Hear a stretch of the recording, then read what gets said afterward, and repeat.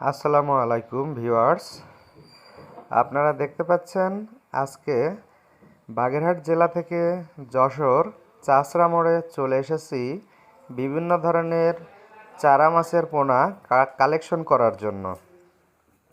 আমাদের গ্রামের বাড়িতে ছোট্ট একটি পুকুর আছে। সেই পুকুরের জন্য শখের বশে কিছু কিছু মাছের পোনা ছাড়ব, এজন্য সরাসরি হাজির হয়েছি। আপনারা স্ক্রিনে দেখতে পাচ্ছেন যত প্রকারের মাছ আছে সকল প্রকারের মাছ এই যশোরের চাষড়াতে কিন্তু পাওয়া যায়। এই মাছের হাটটা কিন্তু প্রতিদিন সকালে ভোর 6টা থেকে 10টা পর্যন্ত এখানে বসে।